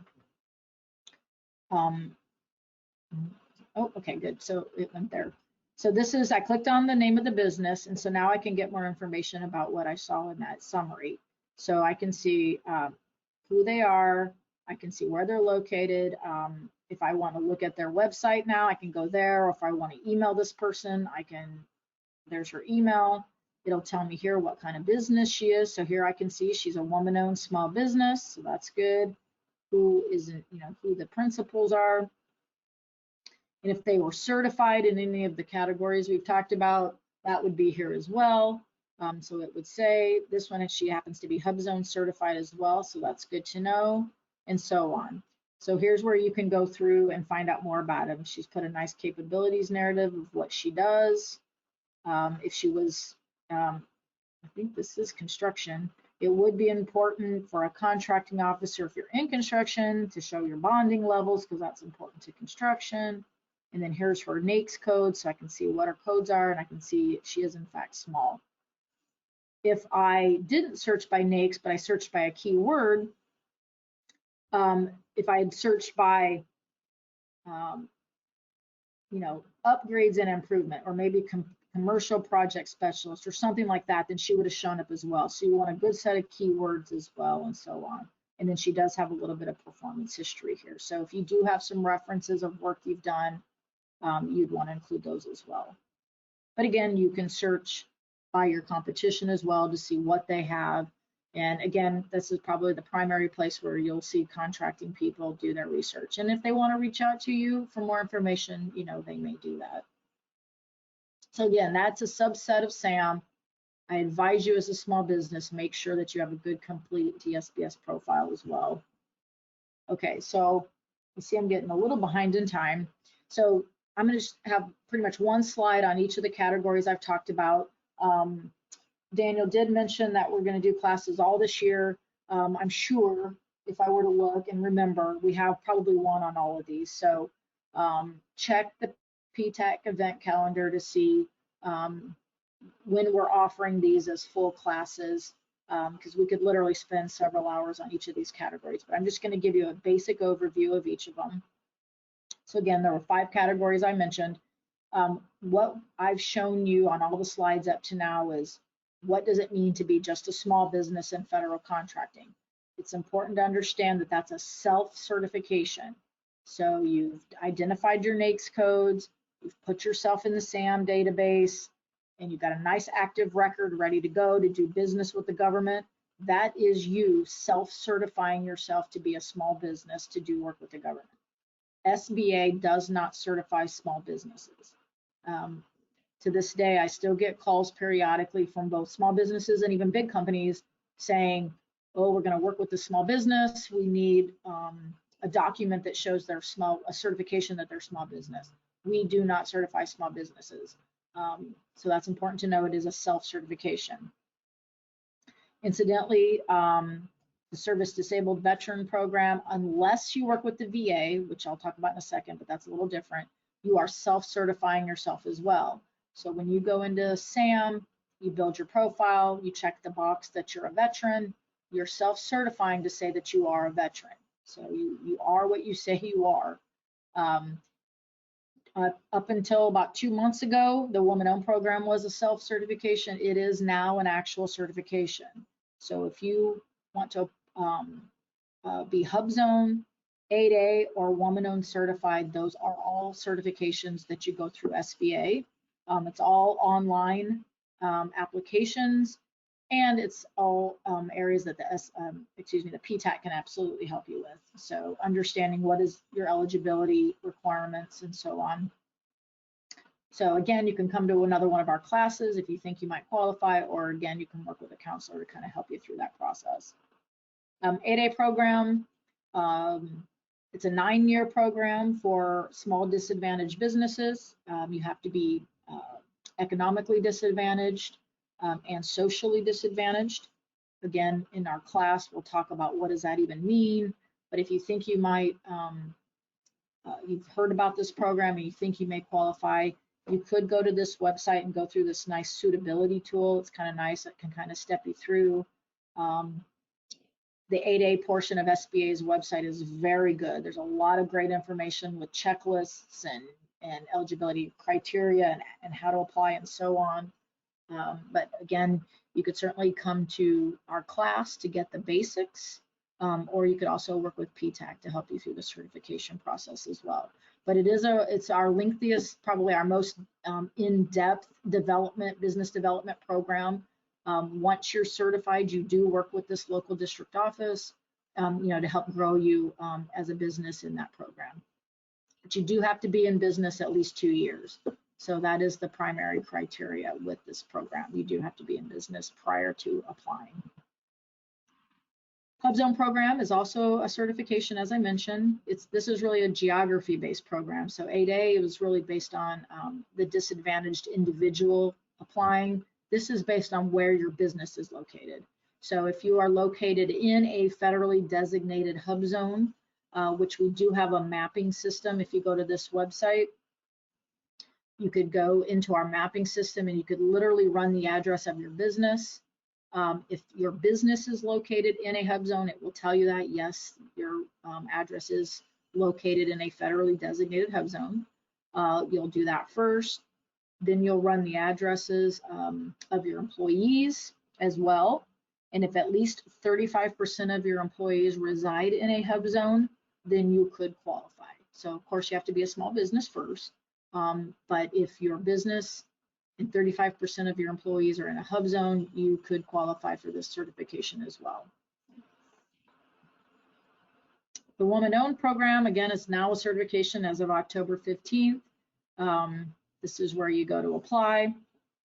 So you apply at our certified.sba site, which is, it's the beta site right now for Woman-Owned. Certified.sba.gov is where you apply for 8A and HUBZone as well. And then again, there's checklists out there, things that you need to know. As long as you're 51% owned and controlled by a woman, you would be at least woman-owned. You could also potentially be economically disadvantaged woman-owned. So there's another layer of criteria.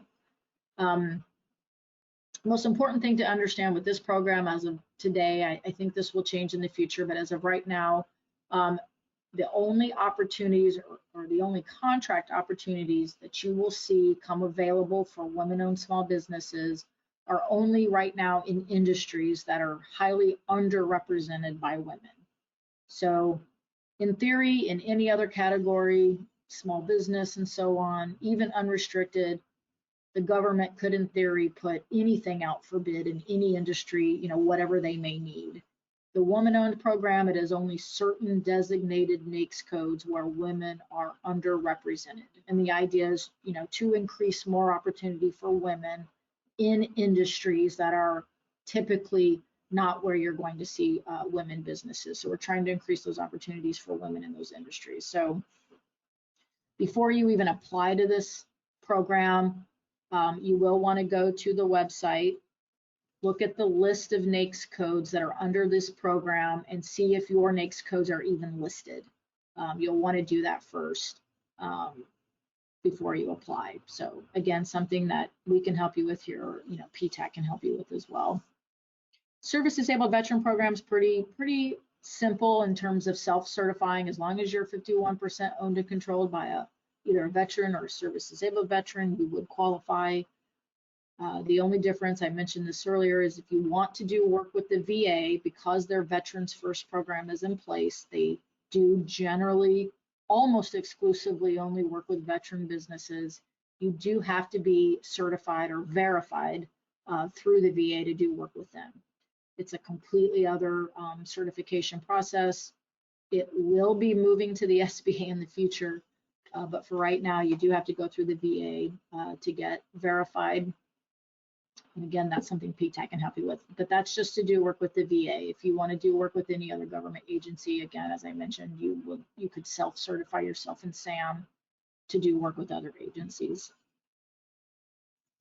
This is just a snapshot for the places where you would do these certifications. Again, it's a little bit like SAM. It's somewhat user-friendly, but somewhat not. So it takes a little bit to get through it.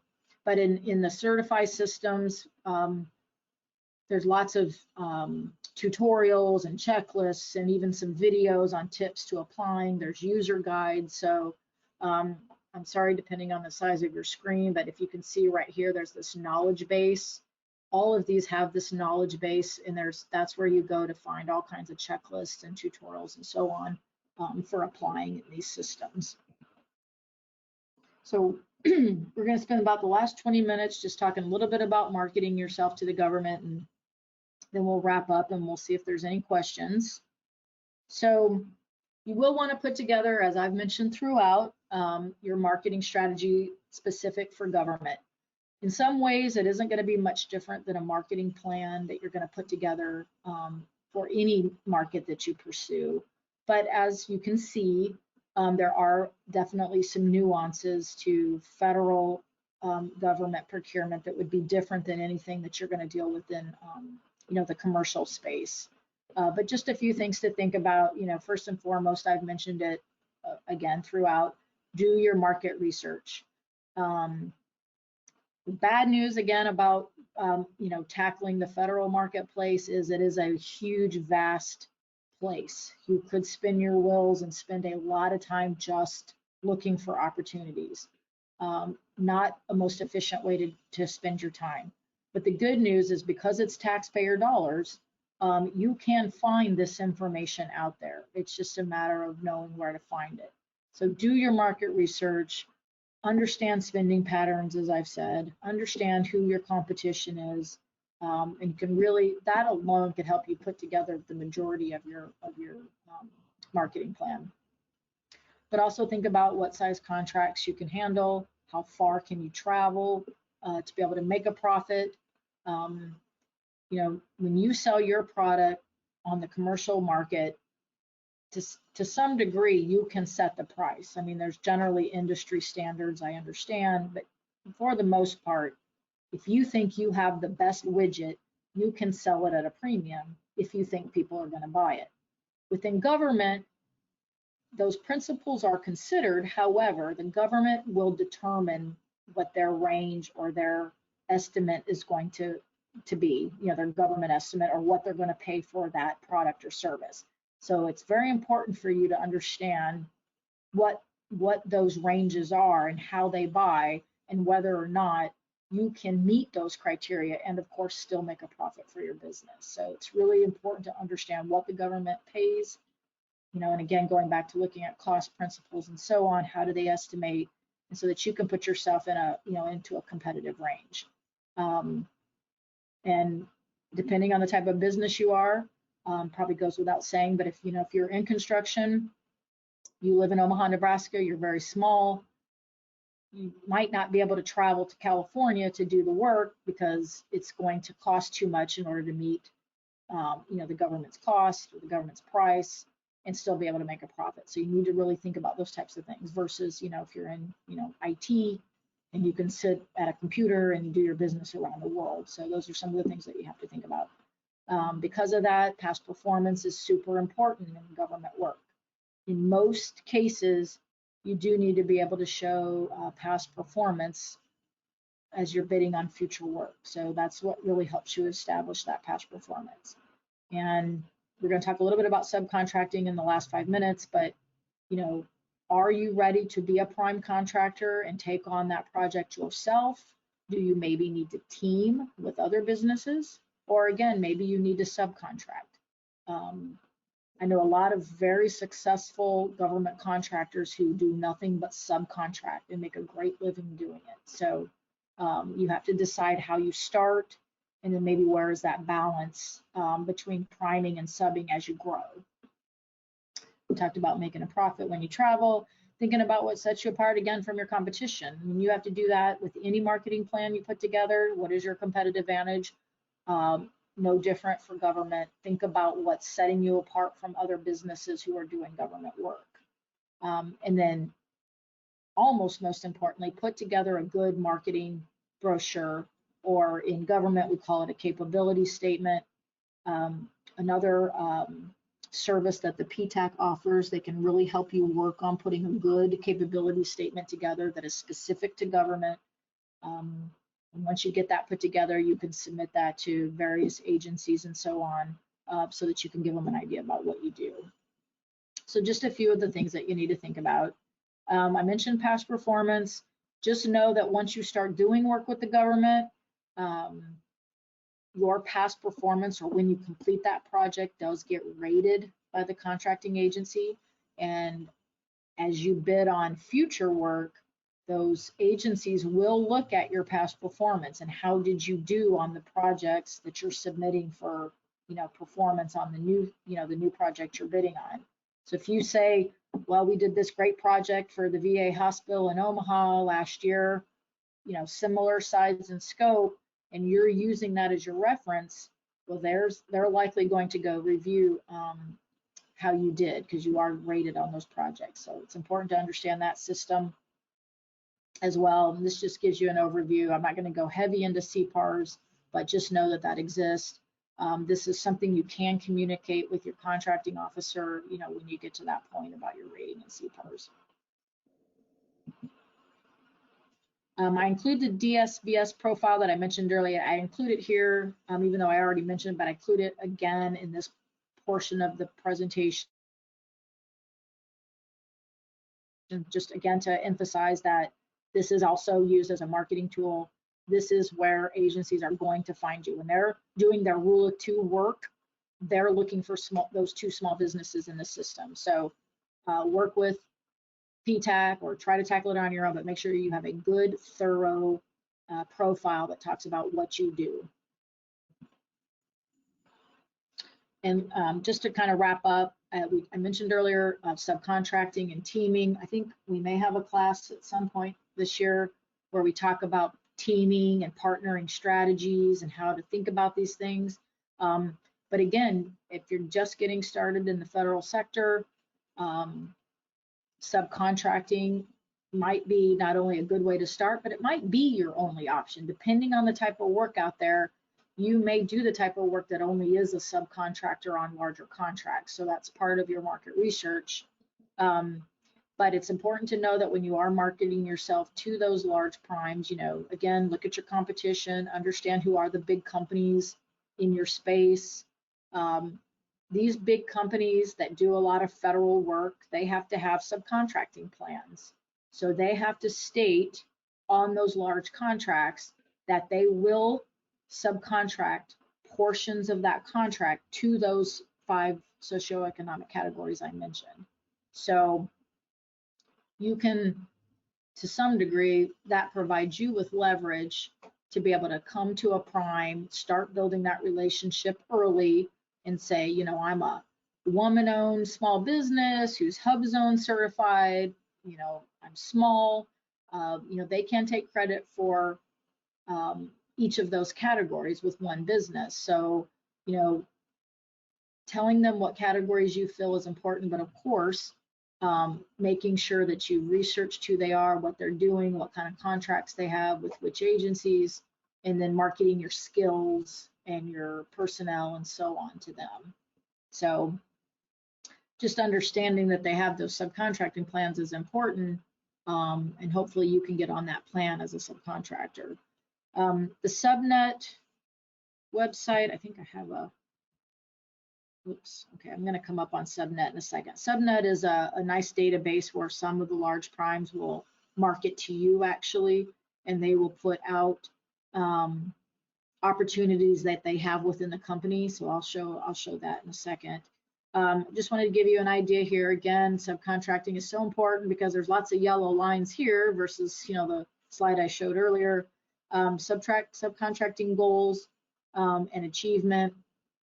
We don't tend to do a good job with these large primes on making sure they're meeting their goals. They are working with their contracting officers to make sure that they're including small businesses on this work. And so again, you want to make sure you get in front of them because, you know, clearly they're not meeting their goals. And again, this is government wide. So they're looking for good subs always to include on their teams. The person within those large prime contracting companies, usually they're called small business liaison officers or SBLO. You may see the term supplier diversity manager. So, you know, again, if you've done your research and you've sort of honed in on maybe 2 or 3 large primes you want to work with, if you go to their websites, usually they will have a small business section or supplier diversity section, so you can find out who that contact is. And then that's generally how you can start that communication. They're really the individual that is your sort of first door into that business. They are the ones that are vetting you, making sure you meet criteria of services that they need. And then once they get to know you and they work with you, then, you know, they will start bringing in the project managers and the people with the expertise into those meetings to get to know you. But that's generally the first person that you want to get to know. On the flip side, it's the same thing actually in the agencies. So when you're trying to get to know some of these agencies, they usually have a small business officer, or usually they're called small business specialists in these agencies. That is also your first door into that agency. So they too are the ones vetting you. So if you aren't sure who to reach out to in, you know, some big agency, at least find out who the small business specialist is, and that's usually your good first connection to make as well. So this is just a screenshot of Subnet that I just wanted to mention. Subnet is a database that SBA manages, that any large business or small business for that matter could go out into this portal, and they can put in opportunities that they have available. So again, if a large company has a big contract they just won, they have to put a subcontracting plan in place. They know they're going to need, women-owned small businesses that do roofing or, whatever it may be. This is where they may post those opportunities. So this might be a place you want to check. This is a small listing. This is a little bit older. I haven't pulled a new one lately, but these are some opportunities that were put out there by some large companies. If you see something generally here that you think might be of interest, then you would click on the solicitation link, and then it'll take you to the specific opportunity. So this one was an old one from Hawkins Construction here locally. They have the type of businesses they're interested in looking for. These are the NAICS codes. So again, this was something that was specific that they needed. So they were looking for somebody who did, concrete foundations, masonry, glass, so on. And they even included, some drawings or some specifics to the project itself and a brief overview. So if you read all that and you thought, well, I can do all of that, I fit every criteria, then there's the person that you would contact to start, having those conversations. So Subnet, again, another good place to be able to find some specific opportunities to be put on some teams with these large businesses. This is also a screenshot of a directory that SBA keeps of all of the subcontracting plans. So We try to keep up with this as best as we can, but we keep a spreadsheet of all of the subcontracting plans that are out there. Again, so large businesses who have been awarded large contracts. Someone at headquarters in Washington keeps track of this. So again, you could go through this and it's just another avenue for you to be able to get connected to a large prime. So if you see something on here of interest, you think, well, I might be able to do something with that work. I guess my screenshot doesn't show it, but if you panned all the way over, there would be some contact information at that company.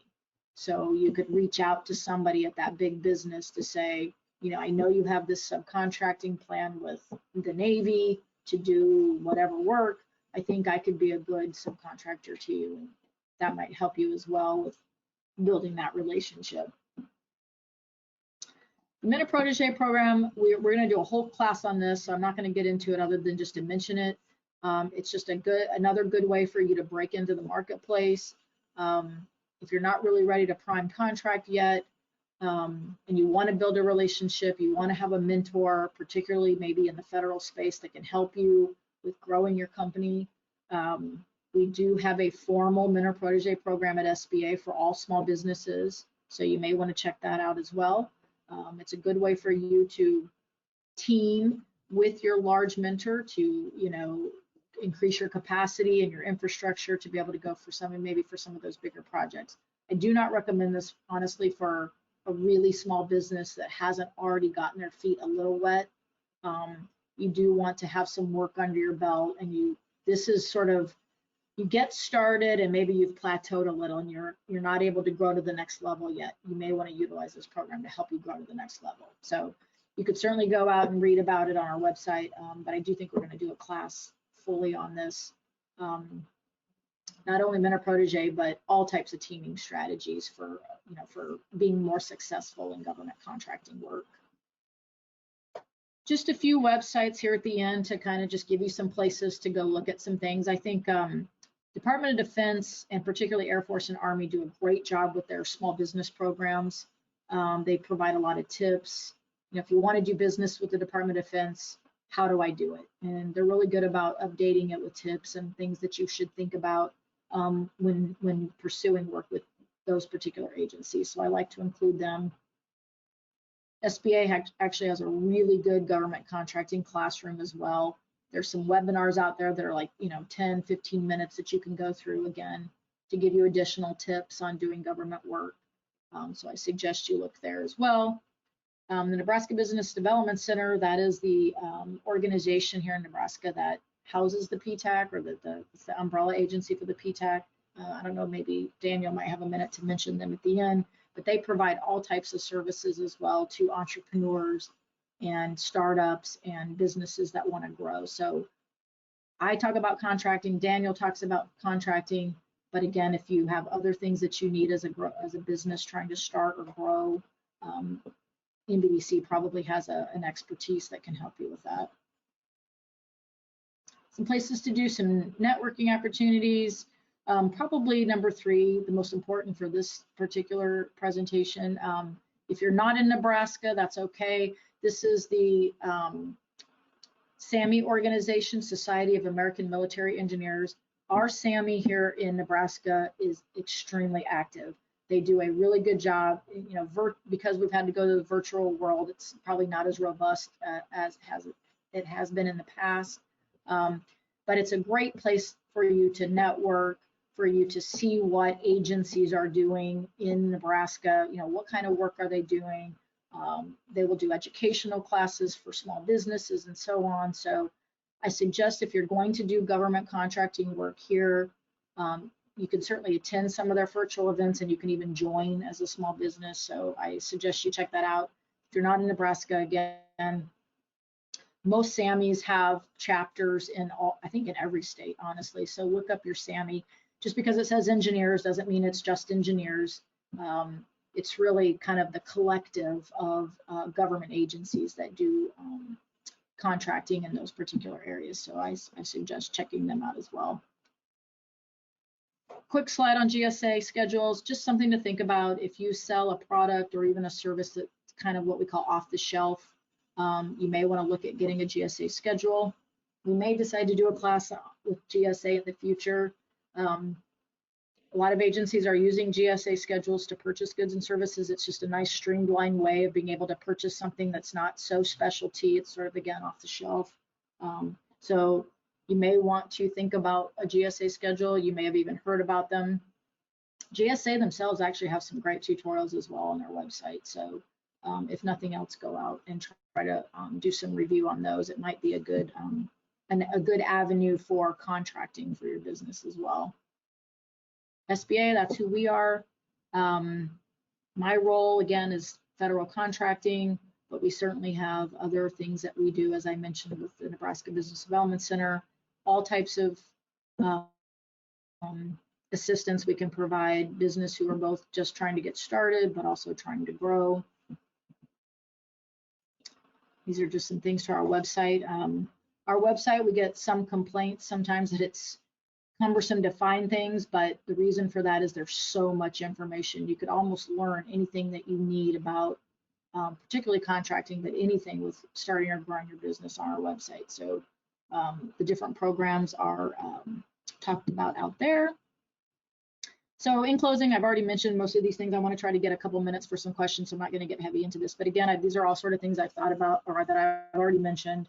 You know, again, making sure you have a good marketing plan, a good strategy moving forward. Federal contracting is not for the faint of heart. You do have to have a plan, certainly, but be persistent, be patient. Sometimes it will take you bidding on a lot of contracts and losing before you actually win one. But once you do, you'll start to understand what that process looks like. So if you're willing to stay in it, I think you will have some success. As I mentioned earlier, the government buys just about everything. So, but you can go about this, you know, somewhat in an inefficient way. So make sure you have a good plan, again, because it's such a big market. Financial strength is super important. If you're selling your product in the commercial space, you get to set the terms on payment, but in government, the agency sets the terms. So can you cash flow your business? You know, do you have access to capital? Do you have a working line of credit? So on, things like that, because it may be some time before you get paid. So you need to think about things like that. Of course, we talked about capacity. Don't bid on a $10 million project, obviously, if you know you don't have the capacity to be able to meet the needs of that $10 million contract. So, and past performance is always important in government. And in most cases, when you bid, you will actually have to supply past performance. So, and that past performance will follow you, as I mentioned with ratings. So keep things like that in mind. Oops, what's happened to information? I don't know if Daniel, I ran this kind of short on time. I don't know if you want to mention PTAC or MBDC. Yeah, I can talk a little bit. Okay. First of all, go ahead. If anybody has questions, start typing those in the questions box on your GoToWebinar panel, and we can answer those here. But as mentioned throughout the presentation, the Nebraska PTAC is here to help you with basically anything we talked about in the presentation today. So if you have questions about as you're going through the steps or you need help, please reach out to us, because we have consultants across the state that can offer you free one-on-one assistance with getting these things done. And they've done it multiple times, so they know what they're doing. So feel free to shoot me an email or something if you'd like to get in touch with a consultant, and I'd be happy to set you up with that. As well, I think Lisa mentioned a lot of the stuff we talked about today. We'll also have events about coming up this year. So the different set-asides, you know, market research, things like that will be special topics that we will cover in various events throughout the year. So be sure to check our event schedule. And if you have questions about upcoming events, you can email me as well. Last thing to mention, once again, we did record today's event. So if you'd like a copy of the recording, please email me and I will send you the link this afternoon.